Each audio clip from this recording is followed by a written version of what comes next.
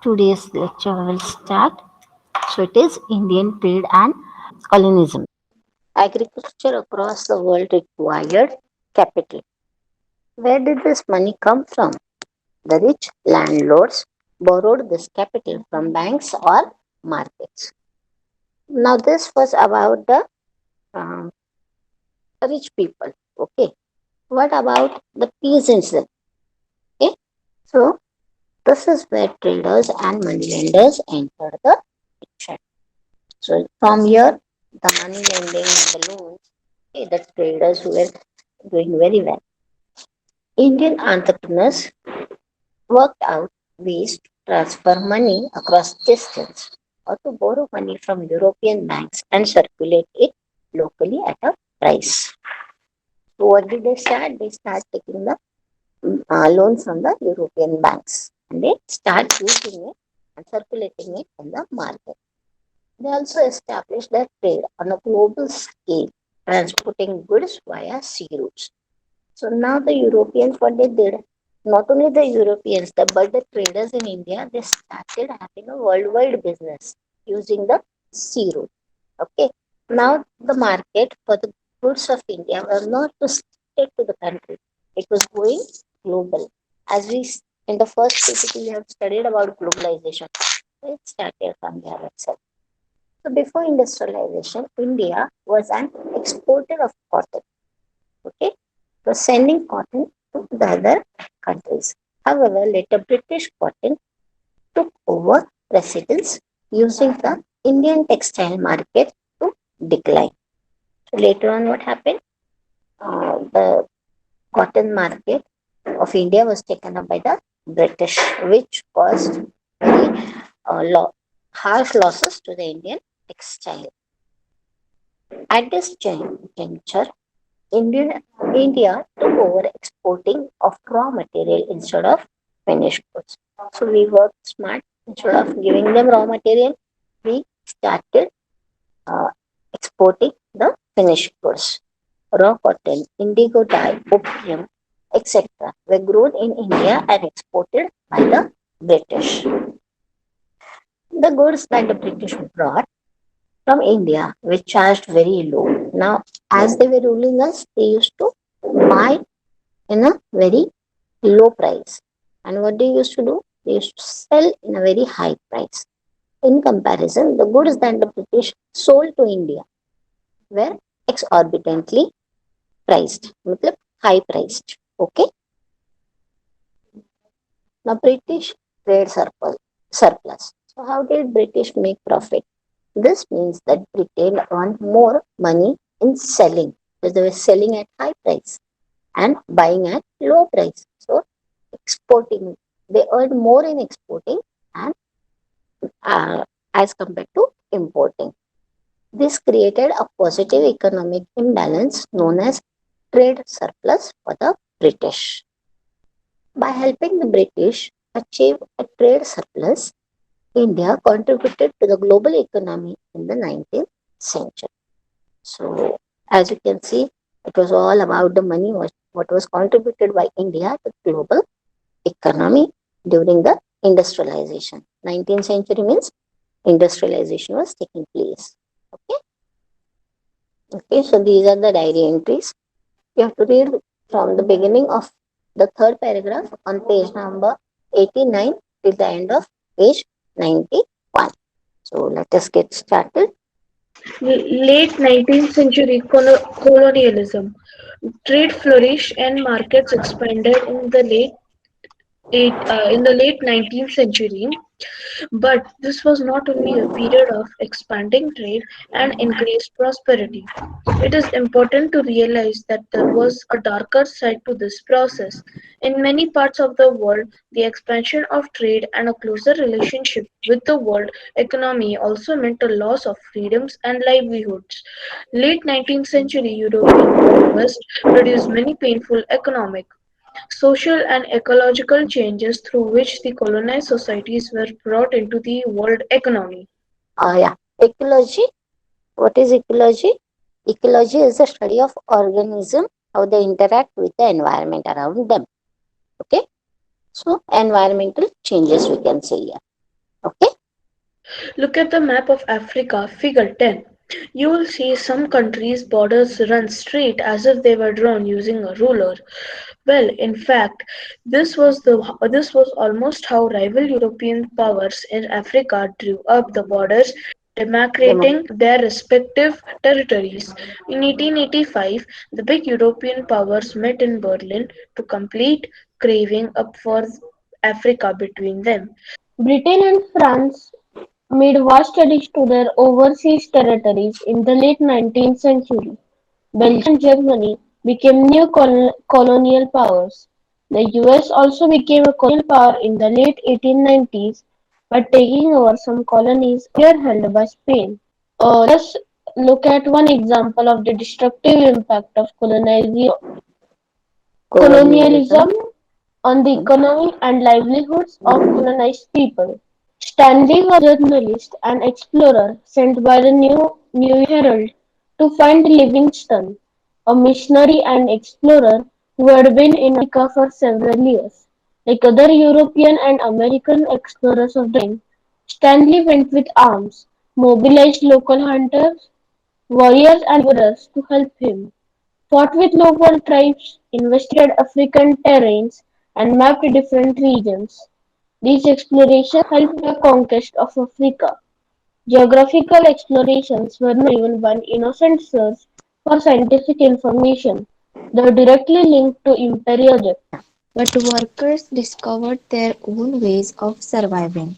Many of them escaped into the wilds, though if caught, they faced severe punishment. Others developed new forms of individual and collective self expression, blending different cultural forms, old and new.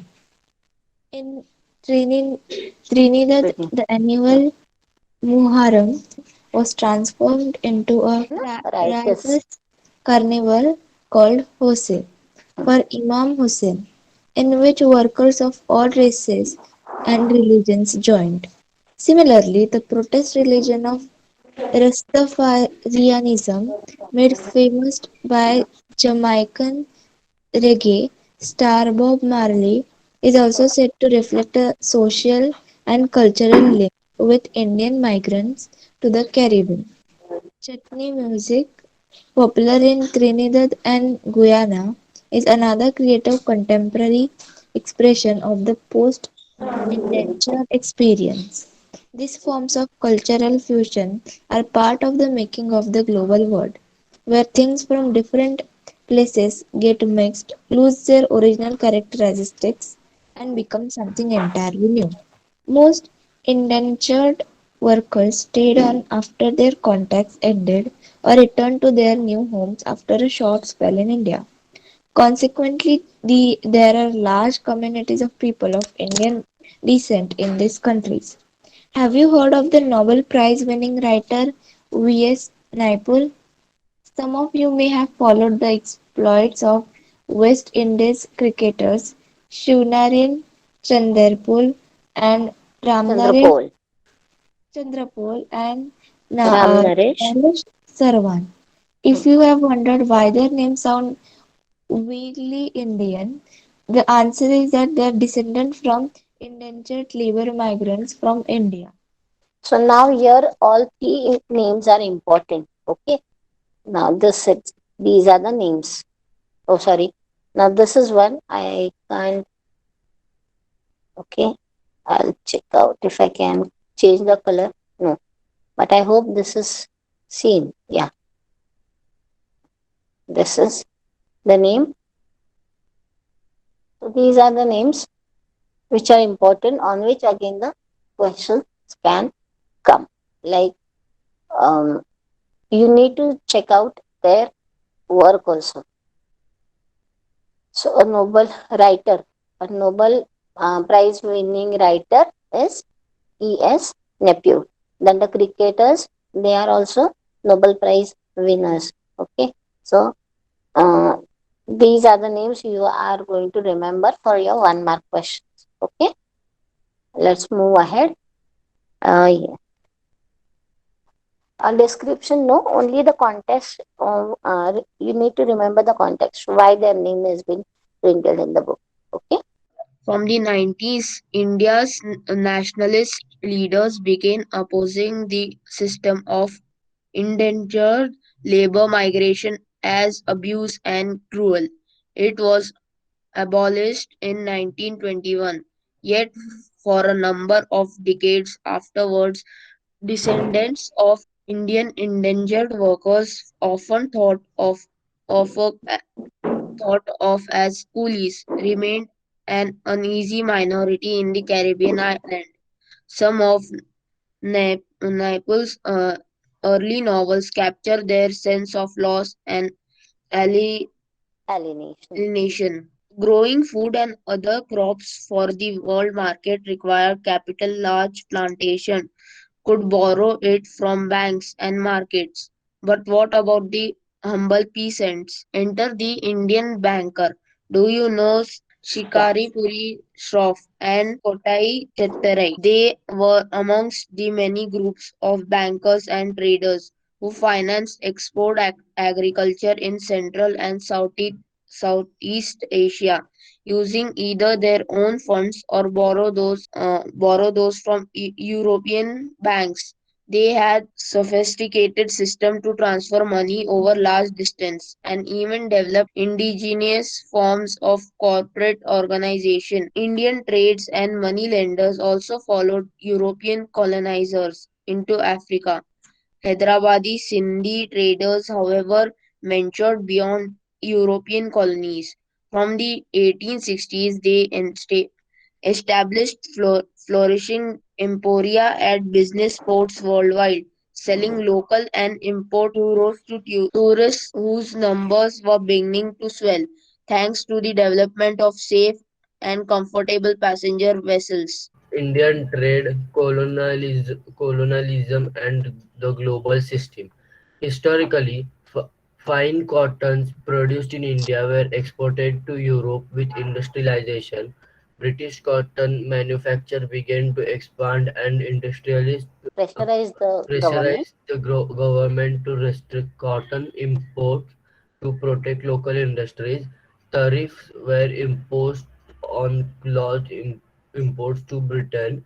Consequently, the inflow of fine Indian cotton began to decline. From the early 19th century, British manufacturers also began to seek overseas market for their cloth, excluded from the British market by tariff barriers. Tariff Indian barriers. Indian textiles now face stiff competition in other international markets. If we look at the figures of export from India, we see a steady decline of the share of cotton textile from some 30% to around 1800 to 15% by 1815. By the 1870s, this proportion has dropped to below 3%. What then did India export? The figures again tell a dramatic story. While exports of manufacturer declined rapidly, export of raw material increased equally fast. Between 1812 and 1871, the share of raw cotton export rose from 5% to 35%. Indigo used for dyeing cloth was another important export for Many many decades. decades. And as you have read last year, opium shipments to China grew rapidly from the 1820s to become, for a while, India's single largest export. Britain grew opium in Opium. India and exported it to China, and with the money earned through this sale, it financed its tea and other imports from China. Over the 19th century, British manufacturers flooded the Indian market. Food grain and raw materials exports from India to Britain and the rest of the world increased. But the value of British exports India was much higher than the value of British imports from exports to India was much higher than the value of British imports from India. Thus, Britain had a trade surplus. surplus with India. Britain used this surplus to balance its trade deficit with other countries, that is, with countries from which Britain was importing more than it was selling to. This is how a multilateral settlement system works. It allows one country's deficit with another country to be settled by its surplus with a third country by helping Britain balance its deficits. India played a crucial role in the late 19th century's world economy. Okay, so what is deficit? Loss, yes. Britain's trade surplus in India also helped pay the bills, so-called home charges, that included private remittances home by British officials and traders, interest payments on India's external debt, and pension of British officials in India. If you like our videos, do share them and subscribe to our channel. If you want awesome quizzes, write to us. Keep watching and keep learning with Walnut.